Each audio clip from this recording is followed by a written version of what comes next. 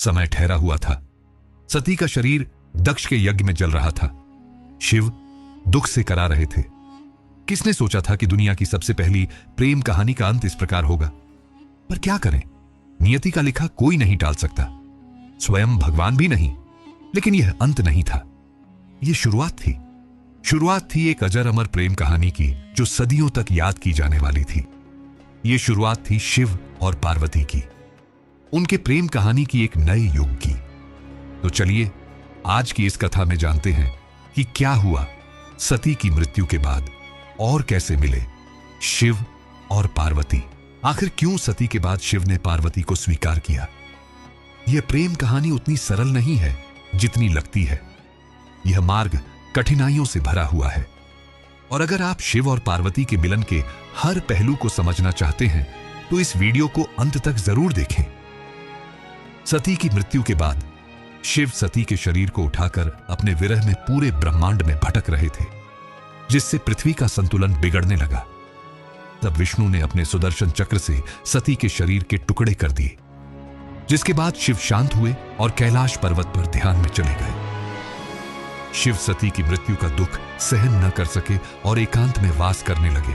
सब कुछ शांत हो गया था, लेकिन इन सब के बीच असुरों की दुनिया में एक नई शक्ति जन्म ले रही थी, जिसका नाम था ताड़कासुर। वह शिव की अनुपस्थिति में बढ़ती हुई अराजकता का प्रतीक था। उसने कठोर तपस्या की और अपने तपोबल से पूरे ब्रह्मांड को हिलाकर रख दिया। अंततः उसकी तपस्या से प्रसन्न होकर ब्रह्मा जी प्रकट हुए। ब्रह्मा जी ने कहा, मांगो पुत्र, क्या वर चाहते हो? तब ताड़कासुर ने कहा, हे ब्रह्मदेव, मुझे ऐसा वरदान दीजिए कि मेरी मृत्यु केवल शिवजी के पुत्र के हाथों ही हो। ब्रह्मा जी ने कहा, तथास्तु। ताड़कासुर जानता था कि शिव सती के विरह में कैलाश पर तप में लीन है और कभी दूसरा विवाह नहीं करेंगे। ऐसे में उनके पुत्र होने का तो सवाल ही नहीं उठता। यह वरदान पाकर ताड़कासुर चारों ओर तबाही मचाने लगा। उसका आतंक तीनों लोकों में फैल गया।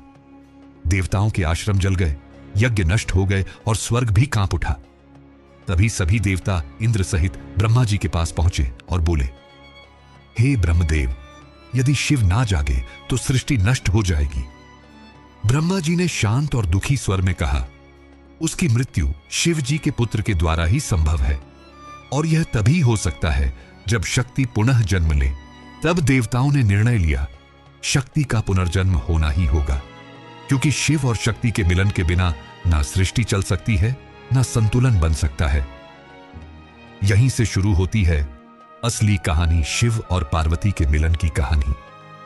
हिमालय की बर्फीली चोटियों के बीच, जहां नदियां रेशमी लहरों की तरह बहती हैं और हवा में शुद्धता की गंध घुली रहती है, वहां एक दिन धरती, आकाश और देवता सब एक पल को ठहर गए। राजा हिमवान और रानी मैना के घर एक दिव्य कन्या का जन्म हुआ।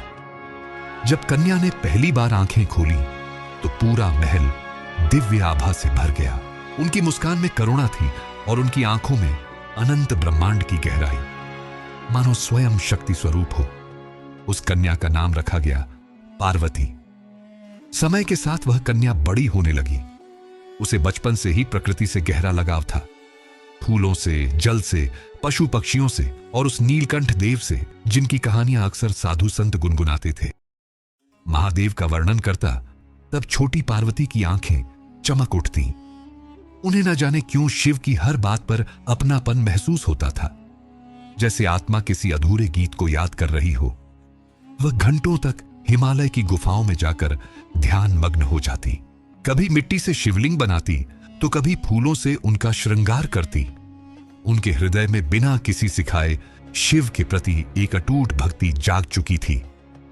जब पार्वती केवल 4 वर्ष की थी, तब महान नारद मुनि उनके परिवार से मिलने आए।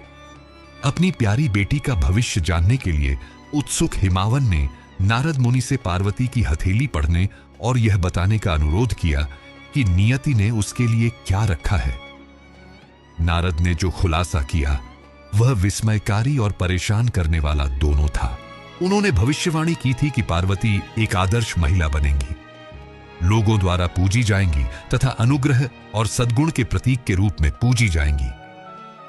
हालांकि एक अशुभ भविष्यवाणी थी जिसने हेमावन को बहुत परेशान कर दिया। पार्वती का भावी पति कोई ऐसा व्यक्ति होगा जो परित्यक्त स्थानों पर रहता होगा, अजीब आभूषणों और चित्तड़ों में लिपटा होगा, वह शाही कपड़ों से सुशोभित नहीं होगा और उसकी उपस्थिति ही दुनिया के लिए पहचानने योग्य नहीं होगी। यह सुनकर रानी मैना का चेहरा फीका पड़ गया। क्या मेरी बेटी उस त्यागी से विवाह करेगी? नारद मुस्कुराए। माता, आप उन्हें त्यागी कहती हैं, पर वे ही सृष्टि के अधिपति हैं। यह मिलन केवल विवाह नहीं होगा, यह ब्रह्मांड के संतुलन का पुनर्जन्म होगा। उस दिन से पार्वती के जीवन का लक्ष्य स्पष्ट हो गया। वह जानती थी कि उनका जन्म ही शिव को पाने के लिए हुआ है। न बाल्यावस्था की इच्छाएं, न राजसी सुख, अब वे केवल पत्तों पर निर्भर रहने लगी। दिन के समय वे खुले आकाश के नीचे बैठकर ध्यान करती और रात को पत्थर पर लेटकर शिव का स्मरण करती। उनकी साधना इतनी गहरी थी कि उनके शरीर से प्रकाश निकलने लगा था। ऋषि मुनि जो उन्हें देखने आते कहते कि उनकी तपस्या किसी साधारण मानव की नहीं हो सकती। वर्ष बीतते गए। अब उनका जीवन केवल प्राणवायु पर निर्भर था। ऐसा लगता था मानो स्वयं प्रकृति उनकी साधना में लीन हो गई हो। उनकी आंखें बंद थीं, पर उनके मन में केवल एक नाम था, महादेव। जब पार्वती ने अपनी तपस्या जारी रखी तो दुनिया ताड़कासुर नामक एक भयंकर राक्षस के आतंक से त्रस्त हो गई। उसे हराने के लिए बेताब दिव्य देवताओं ने ब्रह्मा से सलाह मांगी। ब्रह्मा ने उन्हें बताया कि केवल भगवान शिव और पार्वती का पुत्र ही राक्षस को परास्त कर सकता है। लेकिन गहन ध्यान में डूबे शिवजी तक पहुंचना असंभव था। तभी दिव्य देवताओं ने भगवान शिव को उनकी समाधि से जगाने के लिए प्रेम के देवता कामदेव को नियुक्त करने का निर्णय लिया। कामदेव ने अपनी इच्छा के तीरों से सुगंधित फूलों और मधुर संगीत के साथ आकर्षण का माहौल बनाकर भगवान शिव के ध्यान को बाधित करने का प्रयास किया। अपने सर्वोत्तम प्रयासों के बावजूद शिवजी अप्रभावित रहे तथा गहन ध्यान की अवस्था में लीन रहे। निराश होकर कामदेव ने शिवजी पर सीधे तीर चलाने का चरम कदम उठाया, जिससे वह अपनी समाधि से जाग गए। कई वर्षों में पहली बार भगवान शिव ने अपनी आंखें खोलीं और जैसे ही उन्हें घुसपैठ का एहसास हुआ, उन्होंने उग्र ऊर्जा की चमक में अपनी तीसरी आंख खोली और कामदेव को नष्ट कर दिया। उसी क्षण कामदेव की पत्नी रति भगवान शिव के चरणों में गिर पड़ी और अपने पति के जीवन की भीख मांगने लगी। शिवजी हालांकि कठोर थे, नरम पड़ गए और कामदेव को एक वरदान दिया। वह जीवित रहेंगे लेकिन बिना शरीर के। तब से कामदेव निराकार अस्तित्व में हैं। इन सब के बाद ब्रह्मा, विष्णु और सभी देव कैलाश पहुंचे। ब्रह्मा ने शिवजी से शांत स्वर में कहा, हे महादेव, शक्ति फिर से जन्म ले चुकी है। वही शक्ति जो आपको समर्पित है वह तप में लीन है और उसका संकल्प पूरे ब्रह्मांड को जला सकता है। केवल आपका स्नेह ही उसकी अग्नि को शांति दे सकता है। शिव ने कुछ पल मौन रहकर उत्तर नहीं दिया, पर उनके भीतर कुछ हिल चुका था। हजारों वर्षों की समाधि में पहली बार उन्होंने अपने हृदय में उस कंपन को महसूस किया, वही जो कभी सती के नाम से गूंजता था। अब समय आ गया था शिव और पार्वती के मिलन का, पर यह इतना भी आसान नहीं था। अब पार्वती को अपना प्रेम साबित करना था। तो चलिए अब जानते हैं कि क्या हुआ जब शिवजी उनके सामने गए और कुछ ऐसा पूछा जिसने पार्वती को भी चकित कर दिया। लेकिन उससे पहले अगर आपको वीडियो अच्छी लग रही है तो इसे लाइक करके कमेंट में हर हर महादेव जरूर लिखें। श्रृंगी तीर्थ की गहरी घाटियों में, जहां पार्वती अब भी तप में लीन थी, शिव अब जाग चुके थे। पर क्या वे पार्वती को तुरंत स्वीकार करेंगे? क्योंकि सती के जाने के बाद शिवजी दोबारा विवाह नहीं करना चाहते थे। परंतु देवताओं की विनती पर वह एक बार के लिए सोच में पड़ गए और उन्होंने पार्वती की परीक्षा लेने की सोची। वह एक साधु के रूप में पार्वती के सामने पधारे। पार्वती ध्यान में लीन थी। तभी उनके सामने वह साधु पधारे और कहा, मां, कुछ भिक्षा मिलेगी? पार्वती ने अपनी आंखें खोली और करुणा भरी स्वर में कहा, मुनिवर, जो भी मेरे पास है वह आपका ही है। साधु ने मुस्कुराते हुए कहा, सुना है तुम तप कर रही हो किसी अवघड़ योगी के लिए। पार्वती ने शांत स्वर में उत्तर दिया, हां, वही मेरे आराध्य है, वही मेरे जीवन का उद्देश्य। साधु हंस पड़े और कहा, अरे कन्या, तुम इतनी सुंदर, इतनी शालीन, और उस योगी के लिए तप कर रही हो जो श्मशान में रहता है, जो भस्म रमाता है, जो सांपों को गले में डालता है, जो धन, वैभव और सुख से दूर भागता है। वह तुम्हारे योग्य नहीं। तुम किसी राजकुमार के योग्य हो, किसी देव के योग्य हो, ना कि उस त्यागी के क्षण भर को वायु थम गई। पार्वती की आंखें बंद थीं, पर चेहरा दृढ़ हो गया। उन्होंने धीरे से उत्तर दिया, मुनिवर, आप उस अवघड़ को नहीं जाना। वही मृत्यु से परे है, वही सृष्टि का आरंभ है। वह भस्म रमाता है क्योंकि वह अहंकार को जलाकर शुद्ध करता है। वह श्मशान में रहता है क्योंकि उसे जीवन और मृत्यु का भय नहीं। वही योगी, वही त्यागी मेरा सर्वस्व है।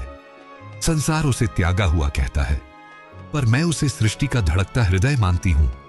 मुनिवर हंस पड़े और कहा कि अगर उसने तुम्हें स्वीकार नहीं किया तो पार्वती की आंखों से करुणा बह निकली, पर स्वर पहले से भी स्थिर था और पार्वती ने शांत स्वर में कहा कि प्रेम में स्वीकृति या अस्वीकृति नहीं होती, केवल समर्पण होता है। मैं उन्हें पाने के लिए नहीं, उन्हें महसूस करने के लिए जन्मी हूं। यदि मेरा प्रेम सच्चा है तो उन्हें जागना ही होगा, क्योंकि शिव भी बिना शक्ति के अधूरे हैं। साधु उनकी यह बातें सुनकर मौन रह गया और उन्हें एहसास हुआ कि यही सती का पुनर्जन्म है। जिसके बाद वे अपने असली रूप में आए और मुस्कुराते हुए कहा, देवी, तुम्हारा प्रेम और भक्ति यार असली है। तुमने मुझे पाने की नहीं, समझने की साधना की है। मैं तुम्हें अपनी अर्धांगिनी के रूप में स्वीकार करता हूं। पार्वती की आंखों में आंसू थे और चेहरे पर मुस्कान। उन्होंने हाथ जोड़कर शिव जी को प्रणाम किया। हजारों सालों बाद आज फिर वह पल आया था जब ब्रह्मांड शिव के प्रेम का साक्षी बन रहा था। लेकिन अब भी इस कहानी का आखिरी पड़ाव बाकी है, और वह है शिव और पार्वती का विवाह। श्रृंगी तीर्थ की वह कथा अब पूरे ब्रह्मांड में फैल चुकी थी। हर लोक में यह चर्चा थी कि हिमवान की पुत्री पार्वती ने अपने तप से स्वयं महादेव को प्रसन्न कर लिया है। देवता प्रसन्न थे और दिशाएं भी गूंज उठी थीं कि शक्ति फिर से शिव के पास लौट आई है। जब यह समाचार हिमालय पहुंचा तो वहां उत्सव जैसा माहौल था, पर इस आनंद के बीच एक चेहरा चिंतित था, राजा हिमावन का। रानी मैना बोली, स्वामी, हमारी बेटी को वह प्राप्त हुआ जिसे पाने के लिए वह कई वर्षों से तप कर रही थी, तो अब तो सब कुछ शुभ ही होगा। हिमावन ने गहरी सांस ली। उनकी आंखों में चिंता थी। मैं प्रसन्न हूं, पर मन में एक भय भी है। जिस महादेव को सृष्टि विनाशक कहती है, जो भस्म रमाते हैं, जो श्मशान में रहते हैं, क्या वे हमारी कोमल कन्या के योग्य होंगे? क्या वह गृहस्थ जीवन निभा पाएंगे? हवा में मौन छा गया। हिमालय की बर्फीली चोटियां भी मानो उनकी चिंता को सुन रही थीं। वे पिता थे और पिता का हृदय प्रेम से भरा होता है, पर उसमें डर भी होता है। उसी समय महल में एक तेजस्वी अर्षि का आगमन हुआ। ऋषि, वशिष्ठ, उनके साथ कुछ देवक भी थे, ब्रह्मा, विष्णु और कुबेर। पूरा महल उनकी आभा से आलोकित हो उठा। हिमावन ने चरणों में प्रणाम किया। स्वागत है महर्षि, किस कारण आप पधारे हैं? वशिष्ठ ने मुस्कुराते हुए कहा, राजन, हमें पता चला है कि आप अपनी पुत्री के विवाह को लेकर चिंतित हैं, पर जान लीजिए, यह कोई सामान्य विवाह नहीं, यह ब्रह्मांडीय संयोग है। यह मिलन केवल दो आत्माओं का नहीं, बल्कि सृष्टि के दो मूल तत्वों का संगम है, शिव और शक्ति का पुनर्मिलन। हिमावन ने धीमे स्वर में कहा, महर्षि, मैं जानता हूं कि महादेव सृष्टि के स्वामी हैं, पर उनका जीवन तपस्या में बीतता है। क्या ऐसी विरक्ति मेरी पुत्री के लिए उपयुक्त होंगे? ब्रह्मा ने आगे बढ़कर कहा, राजन, शिव का त्याग ही उनकी महिमा है। जो सब कुछ छोड़कर भी सबका रक्षक है, वही सच्चा स्वामी है। वे भस्म नहीं रमाते, वह मोह को जलाते हैं। वे श्मशान में नहीं रहते, वे मृत्यु पर विजय का प्रतीक है। तुम अपनी चिंता छोड़ो, क्योंकि यह विवाह स्वयं नियति ने लिखा है। विष्णु ने मुस्कुराते हुए कहा, राजा हिमावन, याद रखो, जब शिव और शक्ति एक होते हैं, तभी ब्रह्मांड संतुलित होता है। उनके मिलन से ही तारकासुर का अंत संभव होगा और सृष्टि पुनः अपने मार्ग पर लौटेगी। कुबेर ने आगे कहा, और यदि तुम्हें चिंता है कि तुम्हारी पुत्री किसी निर्धन से विवाह कर रही है, तो जान लो, शिव ही मेरे स्वामी हैं जिनके नाम से संपत्ति का अर्थ भी पवित्र हो जाता है, वे त्याग में भी संपूर्ण हैं और तप में भी राजसी। जब वे चाहे तो समस्त ब्रह्मांड उनके चरणों में रख सकता हूं। राजा हिमावन मौन खड़े रहे। उनकी आंखों में अब भय नहीं, श्रद्धा थी। उन्होंने धीरे से कहा, तो यह निश्चय है, यह विवाह केवल मेरी पुत्री का नहीं, सृष्टि की स्थिरता का है। वशिष्ठ ने सिर झुकाकर कहा, बिल्कुल, और इस विवाह का शुभ मुहूर्त भी तय हो चुका है। जिस दिन रोहिणी नक्षत्र और बुध एक साथ मिलेंगे, उसी दिन यह ब्रह्मांडीय युगल एक होगा। उस दिन को देवता भी पावन मानेंगे और वही दिन महाविवाह के रूप में सृष्टि में अंकित रहेगा। अब चालू होने वाला है शिव और पार्वती का विवाह, पर उससे पहले शिवजी अपनी बारात लेकर आएंगे और उनकी बारात को देखकर जो हुआ उसे जानकर आप भी चौंक जाएंगे। तो चलिए अब जानते हैं आगे की कथा। लेकिन उससे पहले अगर आपको वीडियो अच्छी लग रही है तो इसे अपने मित्रों और रिश्तेदारों को भी जरूर शेयर करें। विवाह की तिथि निश्चित हो चुकी थी। शिव जो सदियों से मौन थे, अब अपने विवाह की तैयारी में थे। पर यह तैयारी संसार जैसी नहीं थी। महादेव ने अपनी जटाओं से गंगा को प्रवाहित किया, अपने शरीर पर भस्म रमाई और नागों को गले में धारण किया। उनके माथे पर त्रिपुंड भभूति चमक रही थी। ये कोई राजसी दूल्हा नहीं, एक अवघड़ योगी थे, जिनके लिए वैभव का कोई अर्थ नहीं।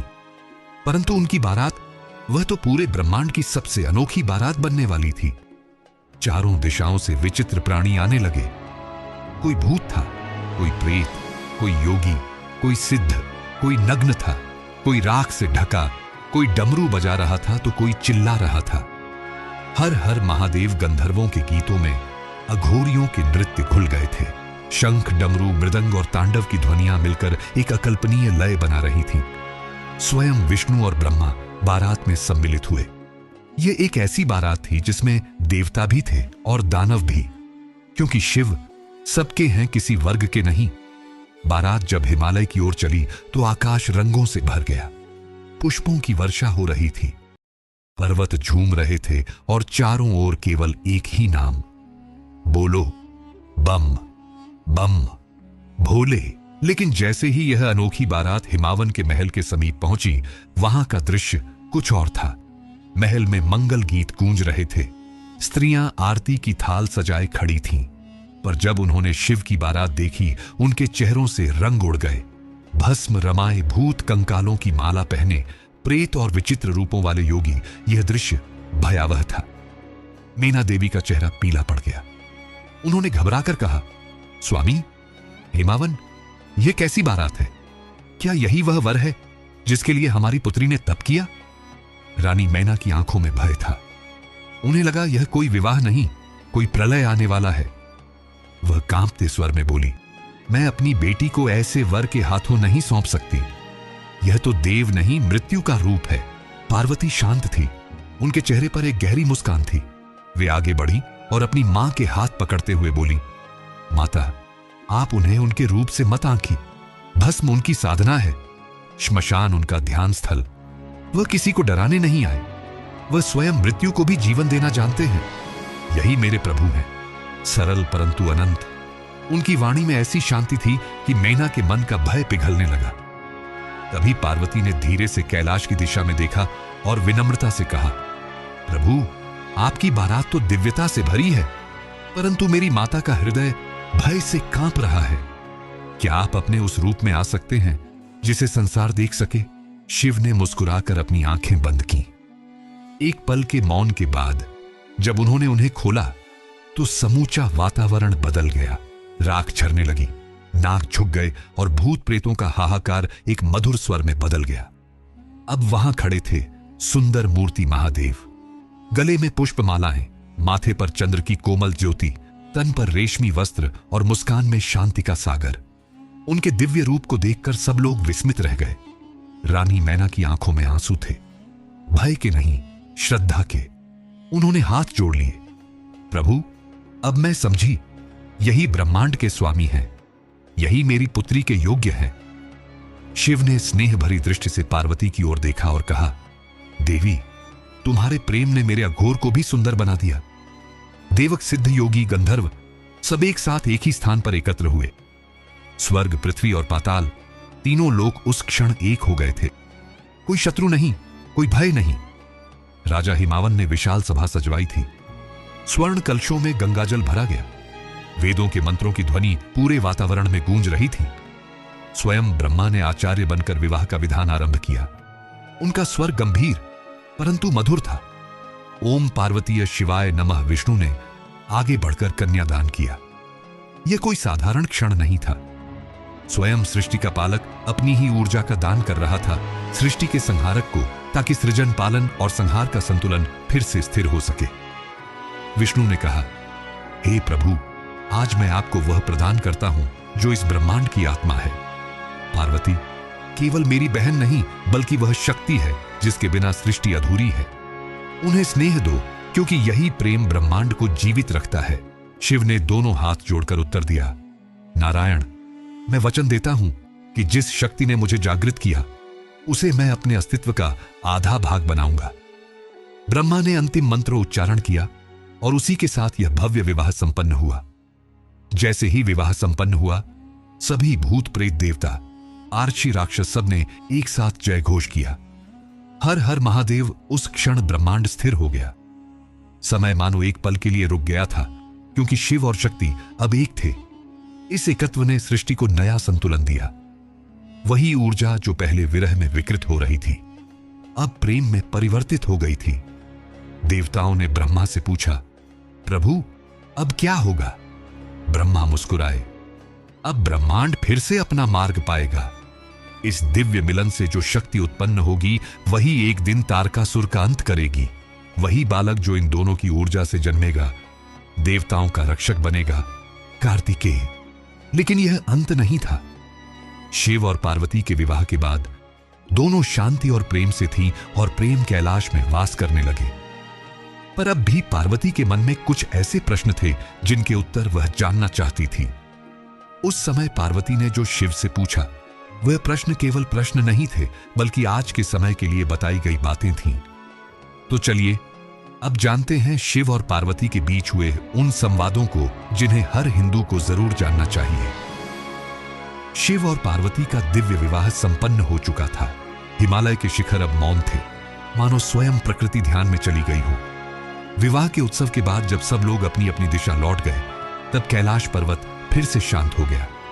वही श्वेत बर्फ, वही ठंडी हवाएं, पर अब उसमें एक नई आभा थी, क्योंकि अब उस पर्वत पर विराजमान थे शिव और शक्ति एक साथ। सृष्टि के दो शाश्वत पक्ष जो अब एक दूसरे में विलीन हो चुके थे। रात्रि का समय था। चंद्रमा अपनी कोमल रोशनी से कैलाश की चोटियों को नहला रहा था। पार्वती शिव के समीप बैठी थी। कुछ क्षण मौन रहा, वह मौन जो शब्दों से भी गहरा था। फिर पार्वती ने धीरे से पूछा, प्रभु, यह सब जो हुआ, मेरा जन्म, मेरी तपस्या, हमारा मिलन, क्या यह सब नियति थी या आपने ही इसे रचा? शिव मुस्कुराए। उनकी आंखों में वह करुणा थी जो केवल सृष्टिरता में होती है। उन्होंने कहा, देवी, सृष्टि में कुछ भी आकस्मिक नहीं होता। जो बीज ब्रह्मांड में बोया जाता है, वह समय आने पर फलता ही है। सती का देह त्याग, तुम्हारा पुनर्जन्म, तुम्हारी तपस्या, यह सब पूर्व नियोजित था। यह मेरी नहीं, हमारी लीला थी, क्योंकि शक्ति के बिना शिव निस्तेज है और शिव के बिना शक्ति दिशाहीन। पार्वती ने विस्मय से देखा, तो क्या यह सब ब्रह्मांड की योजना थी? शिव बोले, हां, क्योंकि सृष्टि का चक्र तभी चलता है जब प्रेम और ज्ञान साथ हो। तुम प्रेम की ज्योति हो और मैं ज्ञान का शून्य। जब प्रेम ज्ञान से मिलता है, तभी सृष्टि उत्पन्न होती है। यही रहस्य ब्रह्मांड का हृदय है।